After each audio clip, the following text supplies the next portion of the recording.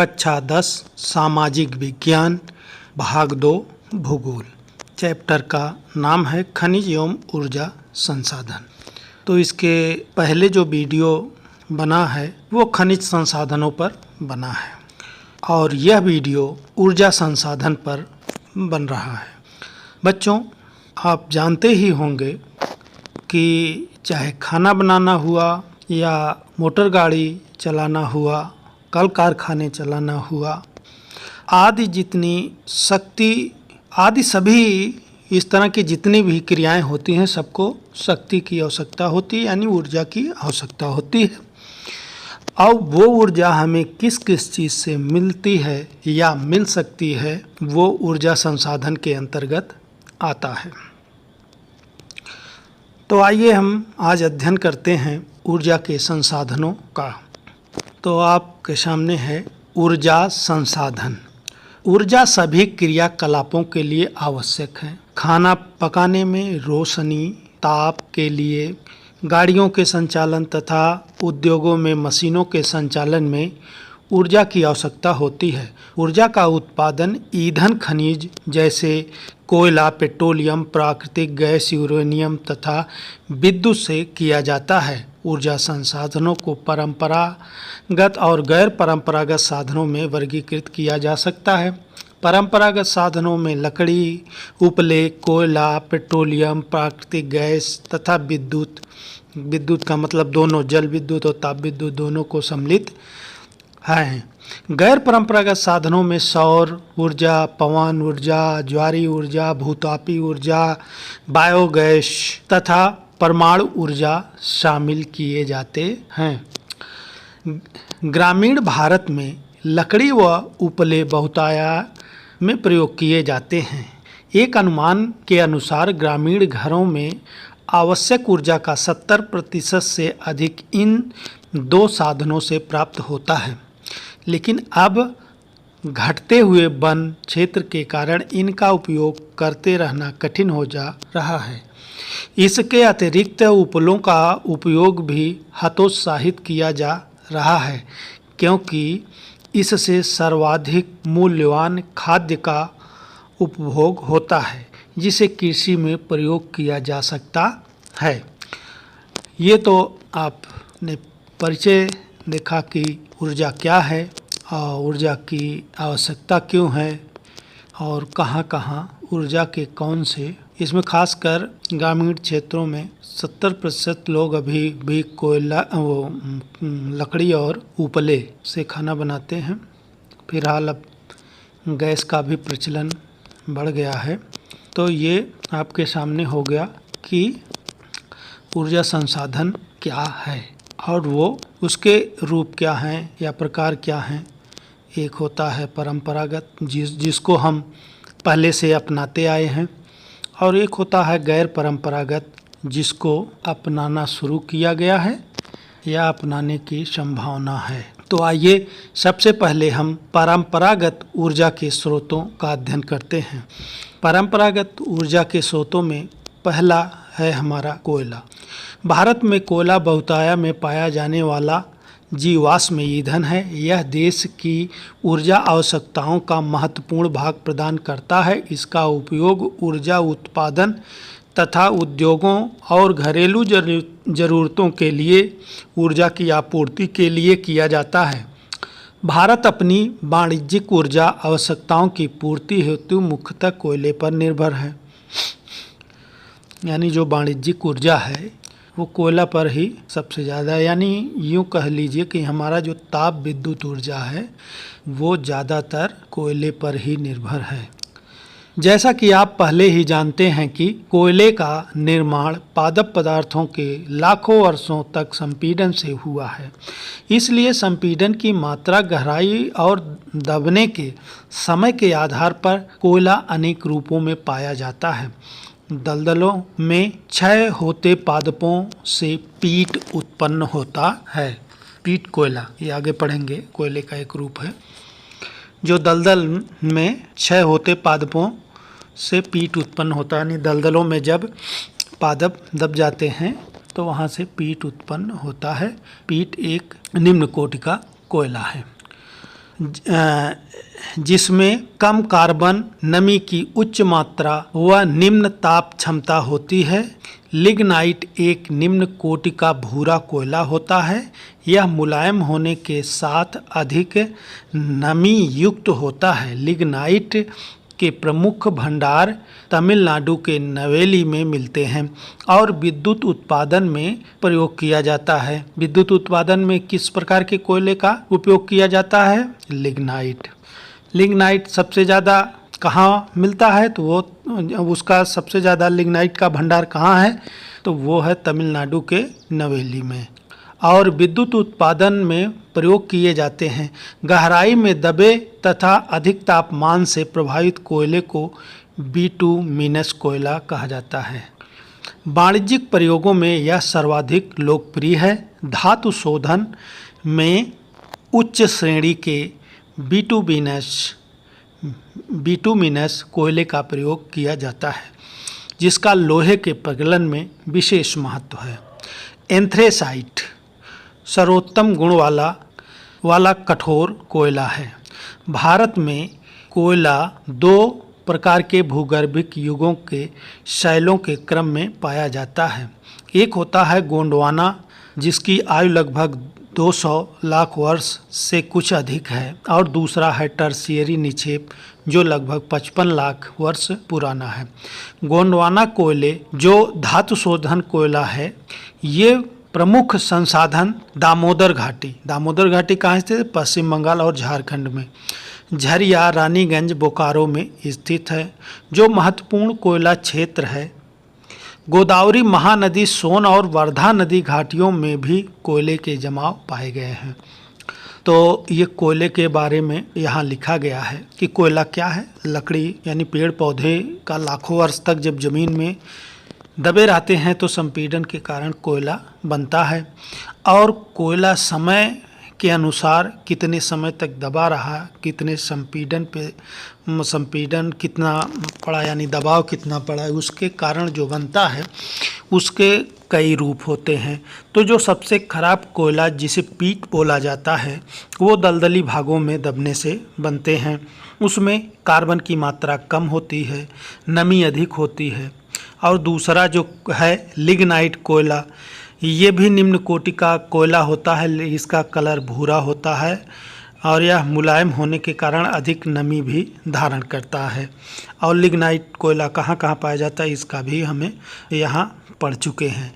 ये जो बिटुमिनस यानी दूसरे नंबर का कोयला मान लीजिएगा, जिसमें कार्बन की मात्रा अधिक होती है और जो है अन्य से थोड़ा कठोर होता है, रंग भी काला होता है, और यही जो है सबसे ज़्यादा उपयोग में भी लाया जाता है, और वाणिज्यिक उपयोग में सर्वाधिक इसका उपयोग हो जाता है। और जो सर्वोत्तम क्वालिटी का कोयला होता है वो होता है एंथ्रेसाइट, जिसमें लगभग 70 या इससे अधिक प्रतिशत कार्बन की मात्रा होती है, काला होता है और काफ़ी कठोर होता है। तो इस तरह जो सबसे उच्च क्वालिटी का कोयला है वो है एंथ्रेसाइट, जो 70% से ऊपर कार्बन रखता है। दूसरा है बिटुमिनस कोयला, जो 70 से नीचे 60-70 के आसपास होता है कार्बन की मात्रा, ये भी अच्छा माना जाता है। लेकिन ये 50 और 40 के बीच में ये पाया जाता है हमारा लिग्नाइट कोयला, जो निम्न कोटि का है। लेकिन सबसे जो है खराब क्वालिटी का, जिसमें 40 से भी नीचे कार्बन, 40% से भी नीचे कार्बन पाया जाता है, वो पीट कोयला कहलाता है। तो इस तरह हमने कोयला कैसे बनता है और वो कितने प्रकार का होता है और कहाँ कहाँ पाया जाता है। और हमने ये भी पढ़ा कि ये 2 तरह की चट्टानों में पाए जाते हैं। एक है गोंडवाना, जिसकी आयु लगभग 200 लाख वर्ष पूर्व है, और दूसरा है टर्शियरी कोयला, जो 55 लाख वर्ष पुराने हैं। तो कहने का मतलब गोंडवाना शैल की जो कोयला है वो अधिक समय का है और उच्च कोटि का है, और टर्शियरी कोयला उससे कम समय का है और इसमें कम कार्बन की मात्रा भी होती है। अब देखिए टर्सरी कोयला, अब टर्सियरी कोयला क्षेत्र कहाँ कहाँ है वो आप देख लीजिए। टर्सियरी कोयला क्षेत्र उत्तर पूर्वी राज्यों कौन कौन, मेघालय, असम, अरुणाचल प्रदेश व नागालैंड में पाया जाता है। यह स्मरण रहे कि कोयला स्थूल पदार्थ है जिसका प्रयोग करने पर भार घटता है क्योंकि यह राख में परिवर्तित हो जाता है। इसी कारण भारी उद्योग तथा ताप विद्युत गृह कोयला क्षेत्र अथवा इसके निकट स्थापित होते हैं। कहने का मतलब ये जो आप उद्योगों के स्थानीकरण के कारक जब आप पढ़ेंगे तो उसमें मिलेगा कि कच्चा माल जो होता है उद्योगों के लिए अगर वो भारी है तो उद्योग कच्चे माल के स्थान पर भी लगता है। ये सिद्धांत है जिसको आप आगे पढ़ेंगे।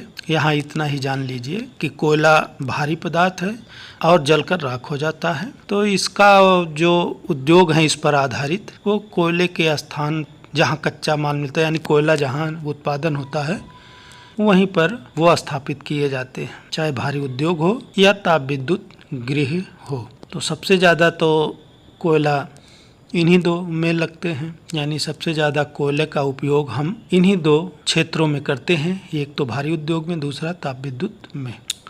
अब आप देख लीजिए दूसरा है पेट्रोलियम। भारत में कोयले के पश्चात ऊर्जा का दूसरा प्रमुख साधन पेट्रोलियम या खनिज तेल है। यह ताप व प्रकाश के लिए ईंधन, मशीनों को स्नेहक और अनेक विनिर्माण उद्योगों को कच्चा माल प्रदान करता है। अब देखिए इसमें पेट्रोलियम सब जानते हो सब लोग, पेट्रोलियम क्या है, वो खनिज तेल है। उसका कहाँ का प्रयोग किया जाता है, ताप में, प्रकाश में, ईंधन में, मशीनों को स्नेहक।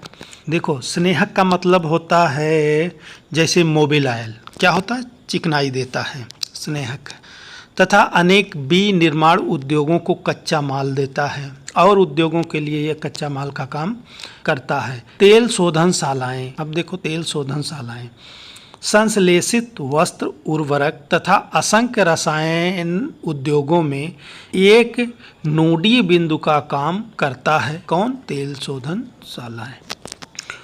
भारत में अधिकांश पेट्रोलियम की उत्पत्ति टर्शियरी युग की शैल संरचनाओं के अपनति, अपनति के मतलब जो भाग धंसा होता है, अपनति यानी जो उठा होता है, और अभिनति जो धंसा होता है उसे कहते हैं। तो टर्शियरी युग की शैल संरचनाओं की अपनति व भ्रंश ट्रैप यानी भ्रंशों में, आप यूँ जान लीजिए कि अपनति अभिनत दोनों में पाई जाती है और भ्रंश टाइप जहाँ है वहाँ पाई जाती हैं। बलन, अपनति और गुंबदों वाले प्रदेशों में यह वहाँ पाया जाता है जहाँ उद्वलन के शीर्ष में तेल ट्रैप हुआ होता है। तेल धारक परत सरंध्र चूना पत्थर या बलुआ पत्थर होता है जिसमें से तेल प्रवाहित हो सकता है। मध्यवर्ती असरंध्र परतें तेल को ऊपर उठने व नीचे रिसने से रोकती हैं। पेट्रोलियम सरंध्र और अरंध्र चट्टानों के बीच भ्रंश ट्रैप में भी पाया जाता है। प्राकृतिक गैस हल्की होने के कारण खनिज तेल के ऊपर पाई जाती है। भारत में मुंबई, हाई, गुजरात और असम प्रमुख पेट्रोलियम उत्पादन क्षेत्र हैं। भारत के मानचित्र में 3 प्रमुख अपतटीय तेल क्षेत्र चिन्हित करें। ये मैप में आपको देखना होगा। अंकलेश्वर गुजरात का सबसे महत्वपूर्ण तेल क्षेत्र है। असम भारत का सबसे पुराना तेल उत्पादक राज्य है। डिगबोई, नहरकटिया और मोरन हुगरीजन इस राज्य के महत्वपूर्ण तेल उत्पादक क्षेत्र हैं। तो कहने का मतलब तेल के साथ प्राकृतिक गैस भी पाई जाती, कहाँ पाई जाती है, अपनतियों में और भ्रंश ट्रैप में, और उसके ऊपर प्राकृतिक गैस पाई जाती है। अब आइए देखते हैं प्राकृतिक गैस। प्राकृतिक गैस एक महत्वपूर्ण स्वच्छ ऊर्जा संसाधन है जो पेट्रोलियम के साथ अथवा अलग भी पाई जाती है। इसे ऊर्जा के एक साधन के रूप में तथा पेट्रो रसायन उद्योग के एक औद्योगिक कच्चे माल के रूप में प्रयोग किया जाता है।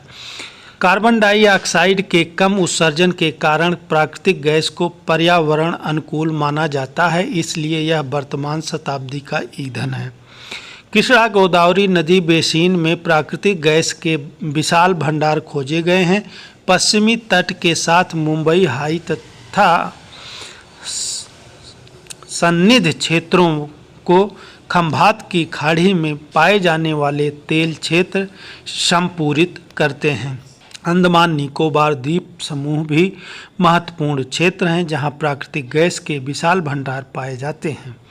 1700 किलोमीटर लंबी Hazira Vijaypur Jagdishpur gas pipeline Mumbai high और बसीन को पश्चिम व उत्तर भारत को उर्वरक, विद्युत व अन्य औद्योगिक क्षेत्रों को जोड़ती है। इन धमनी से भारत के गैस उत्पादन को संवेग मिलता है। ऊर्जा व उर्वरक उद्योग प्राकृतिक गैस के प्रमुख प्रयोक्ता हैं। गाड़ियों में तरल ईंधन का संपीड़ित प्राकृतिक गैस यानी सीएनजी से प्रतिस्थापन देश में लोकप्रिय हो रहा है। इसमें ज़्यादा कुछ नहीं है, यह भी एक ऊर्जा संसाधन है जो खनिज तेल के ऊपर पाया जाता है प्राकृतिक गैस, और चूंकि इसके जलने पर कार्बन डाइऑक्साइड कम उत्सर्जित होती है इसलिए ये पर्यावरण के लिए अच्छा भी है और आधुनिक युग के लिए अच्छा ईंधन है। और ये कहाँ कहाँ पाया जाता है इसमें आपने देख लिया कि कृष्णा गोदावरी नदी बेसिन है, पश्चिमी तट पर मुंबई हाई और उससे सन्निध क्षेत्र, खंभात की खाड़ी और अंडमान निकोबार द्वीप समूह, ये यहाँ प्राकृतिक गैस के भंडार मिलते हैं।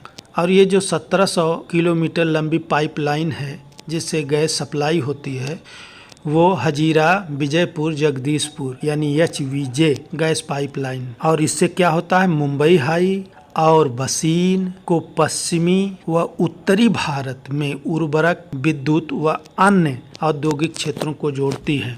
यानी इससे जो है ये जो गैस पाइपलाइन है मुंबई, बसीन और उत्तर भारत के जो उर्वरक कारखाने हैं उसके लिए विद्युत और अन्य औद्योगिक क्षेत्रों को जोड़ती है। उर्वरक कारखाना, विद्युत उत्पादन तथा अन्य जो कारखाने हैं उनको वो जोड़ती है। अब अगला आइए देखिए विद्युत। आधुनिक विश्व में विद्युत का अनुप्रयोग सबसे ज़्यादा विस्तृत है कि इसके प्रति व्यक्ति उपयोग को भी विकास का सूचकांक माना जाता है। यानी विकास का सूचकांक भी विद्युत उपभोग को एक इकाई के रूप में माना जाता है। विद्युत मुख्यतः दो प्रकार से उत्पन्न की जाती है। नंबर एक, प्रवाहित जल से जो हाइड्रो टरबाइन चलाकर जल विद्युत उत्पन्न किया जाता है, और दूसरा है अन्य ईंधन जैसे कोयला, पेट्रोलियम या प्राकृतिक गैस से उत्पन्न ऊर्जा से टरबाइन चला करके विद्युत उत्पन्न किया जाता है। एक बार उत्पन्न हो जाने के बाद विद्युत एक ही जैसी होती है, चाहे वो ईंधन द्वारा उत्पन्न हुई हो या जल विद्युत द्वारा, जल के प्रवाहित जल के से जो टरबाइन चलाई जाती है उससे बनने के बाद एक ही जैसी हो जाती है। तेज बहते जल से जल विद्युत उत्पन्न की जाती है जो एक नवीन योग्य संसाधन है। भारत में अनेक बहुउद्देशीय परियोजनाएं हैं जो विद्युत ऊर्जा उत्पादन करती हैं, जैसे भाखड़ा नांगल दामोदर घाटी कारपोरेशन और कोपली हाइडल परियोजना आदि। ताप विद्युत कोयला, पेट्रोलियम और प्राकृतिक गैस के प्रयोग से उत्पन्न की जाती है। ताप विद्युत गृह अनवीकरणीय योग्य जीवाश्म ईंधन का प्रयोग कर विद्युत का उत्पादन करते हैं। अब आइए आप गैर परंपरागत ऊर्जा के साधन यानी जिसका प्रयोग कम करते हैं और भविष्य में इसकी संभावना अधिक है, वो गैर परंपरागत ऊर्जा के साधन माने जाते हैं। ऊर्जा के बढ़ते उपभोग से देश को कोयला, तेल और गैस जैसे जीवाश्मी ईंधन पर अत्यधिक निर्भर कर दिया है। गैस व तेल की बढ़ती कीमतों तथा इनकी संभाव्य कमी ने भविष्य में ऊर्जा आपूर्ति की सुरक्षा के प्रति अनिश्चितताएं उत्पन्न कर दी हैं। इसके राष्ट्रीय अर्थव्यवस्था की वृद्धि पर गंभीर प्रभाव पड़ते हैं। इसके अतिरिक्त जीवाश्मी ईंधन का प्रयोग गंभीर पर्यावरणीय समस्याएं उत्पन्न करता है। अतः नवीकरण योग्य ऊर्जा संसाधन जैसे सौर ऊर्जा, पवन ऊर्जा, ज्वारीय ऊर्जा, जैविक ऊर्जा तथा अपशिष्ट पदार्थों जनित ऊर्जा के उपयोग की बहुत ज़रूरत है। ये ऊर्जा के गैर परंपरागत साधन कहलाते हैं। भारत धूप, जल तथा जीवभार साधनों में समृद्ध है। भारत में नवीकरण योग्य ऊर्जा संसाधनों के विकास हेतु बृहद कार्यक्रम भी बनाए गए हैं। अगला है परमाणु अथवा आणविक ऊर्जा। परमाणु अथवा आणविक ऊर्जा अणुओं की संरचना को बदलने से प्राप्त की जाती है। जब ऐसा परिवर्तन किया जाता है तो ऊष्मा के रूप में काफ़ी ऊर्जा विमुक्त होती है और उसका उपयोग विद्युत ऊर्जा उत्पन्न करने में किया जाता है। यूरेनियम और थोरियम जो झारखंड और राजस्थान की अरावली पर्वत श्रृंखला पर पाए जाते हैं का प्रयोग परमाणु अथवा आणविक ऊर्जा उत्पादन में किया जाता है। केरल में मिलने वाली मोनाजाइट रेत में भी थोरियम की मात्रा पाई जाती है। यानी यूरेनियम और थोरियम जो है परमाणु ऊर्जा के लिए कच्चा माल का काम करते हैं। इससे ऊर्जा उत्पन्न करके विद्युत बनाया जाता है। और ये कहाँ कहाँ पाए जाते हैं? झारखंड और राजस्थान के अरावली पर्वत श्रेणियों में। और केरल में मोनाजाइट रेत मिलती है, उसमें भी थोरियम की मात्रा पाई जाती है। अगला है सौर ऊर्जा। भारत एक उष्णकटिबंधीय देश है और उष्णकटिबंधीय देश है। यहाँ सौर ऊर्जा के दोहन की असीम संभावनाएं हैं। फोटोवोल्टाइक प्रौद्योगिकी द्वारा धूप को सीधे विद्युत में परिवर्तित किया जाता है। भारत के ग्रामीण तथा सुदूर क्षेत्रों में सौर ऊर्जा तेजी से लोकप्रिय हो रहा है। कुछ बड़े सौर ऊर्जा संयंत्र देश के विभिन्न भागों में स्थापित किए जा रहे हैं। ऐसी अपेक्षा है कि सौर ऊर्जा के प्रयोग से ग्रामीण घरों में उपलों तथा लकड़ी पर निर्भरता को न्यूनतम किया जा सकेगा। फलस्वरूप यह पर्यावरण संरक्षण में योगदान देगा और कृषि में भी खाद्य की पर्याप्त आपूर्ति होगी, क्योंकि उपले नहीं बनेंगे तो सीधे खेती के काम आएगा, खाद के काम में आएगा। आता है अब अगला पवन ऊर्जा। भारत में पवन ऊर्जा के उत्पादन की महान संभावनाएं हैं। भारत के पवन ऊर्जा फार्म के विशालतम पेटी तमिलनाडु में नागरकोइल से मदुरई तक अवस्थित है। इसके अतिरिक्त आंध्र प्रदेश, कर्नाटक, गुजरात, केरल, महाराष्ट्र तथा लक्षद्वीप में भी महत्वपूर्ण पवन ऊर्जा फार्म हैं। नागरकोइल और जैसलमेर देश में पवन ऊर्जा के प्रभावी प्रयोग के लिए जाने जाते हैं। तो ये तमिलनाडु के नागरकोइल का फार्म है, ऊर्जा फार्म है, जिसमें एक कतार में ये पवन ऊर्जा के लिए संयंत्र लगाए गए हैं।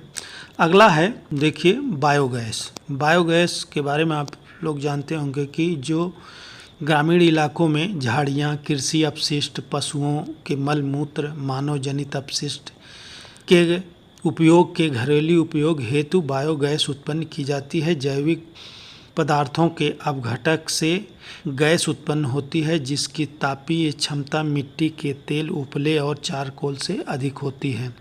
कहने का मतलब इसका जो बायोगैस है, इसको आप देसी भाषा में गोबर गैस जो आपने देखा है, वो एक प्रकार का बायोगैस ही है।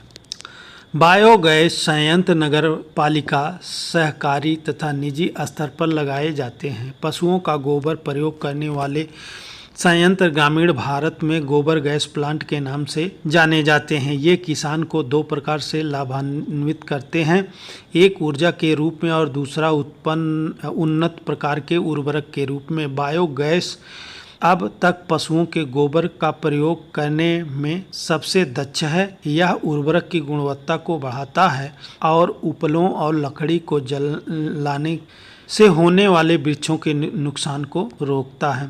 अब आता है आपका ज्वारी ऊर्जा। ज्वारी ऊर्जा का मतलब होता है समुद्र की लहरों से जो ऊर्जा उत्पन्न होता है वो ज्वारी ऊर्जा है। अब देखिए, महासागरीय तरंगों का प्रयोग विद्युत उत्पादन के लिए किया जाता है।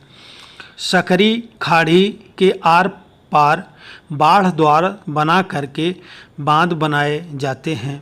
उच्च ज्वार में इस सकरी खाड़ी नुमा प्रवेश द्वार से पानी भीतर भर जाता है और द्वार बंद होने पर बांध में ही रह जाता है।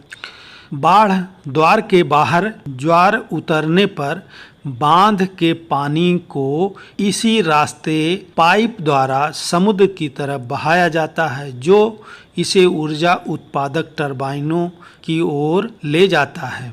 भारत में खंबात की खाड़ी, कच्छ की खाड़ी तथा पश्चिमी तट पर गुजरात में और पश्चिमी बंगाल के सुंदरबन क्षेत्र में गंगा के डेल्टा में ज्वारी तरंगों द्वारा ऊर्जा उत्पन्न करने की आदर्श दशाएं उपलब्ध हैं। अगला आपका है भूतापी ऊर्जा।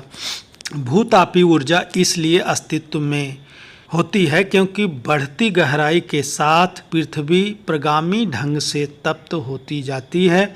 जहाँ भी भूतापी प्रवणता अधिक होती है वहाँ उथली गहराइयों पर भी अधिक तापमान पाया जाता है। ऐसे क्षेत्रों में भूमिगत जल चट्टानों में ऊर्जा का अवशोषण कर तप्त हो जाता है। यह इतना तप्त हो जाता है कि यह पृथ्वी की सतह की ओर उठता है तो यह भाप में परिवर्तित हो जाता है। इसी भाप का उपयोग टरबाइनों को चलाने और विद्युत उत्पन्न करने के लिए किया जाता है।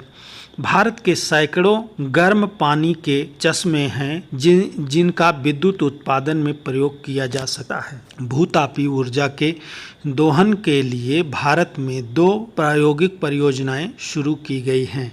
एक हिमाचल प्रदेश में मणिकरण के निकट पार्वती घाटी में स्थित है तथा दूसरी लद्दाख के पूंगा घाटी में स्थित है। अब ऊर्जा संसाधन तो आप पढ़ लिए, एक परंपरागत ऊर्जा संसाधन, एक गैर परंपरागत ऊर्जा संसाधन। अब आता है ऊर्जा का संरक्षण। तो आर्थिक विकास के लिए ऊर्जा एक आधारभूत आवश्यकता है। राष्ट्रीय अर्थव्यवस्था के प्रत्येक सेक्टर कृषि, उद्योग, परिवहन, वाणिज्य व घरेलू आवश्यकताओं की पूर्ति के लिए ऊर्जा के निवेश की आवश्यकता है।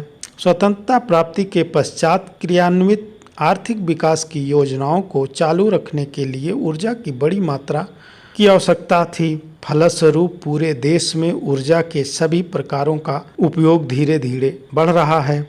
इस पृष्ठभूमि में ऊर्जा के विकास के सतत पोषणी मार्ग के विकसित करने की तुरंत आवश्यकता है। ऊर्जा संरक्षण की प्रोन्नति एवं नवीकरणीय ऊर्जा संसाधनों का बढ़ता प्रयोग सतत पोषणी ऊर्जा के 2 आधार हैं। वर्तमान में भारत विश्व के अल्पतम ऊर्जा दक्ष देशों में गिना जाता है। हमें ऊर्जा के सीमित संसाधनों के न्याय संगत उपयोग के लिए सावधानीपूर्ण उपागम अपनाना होगा।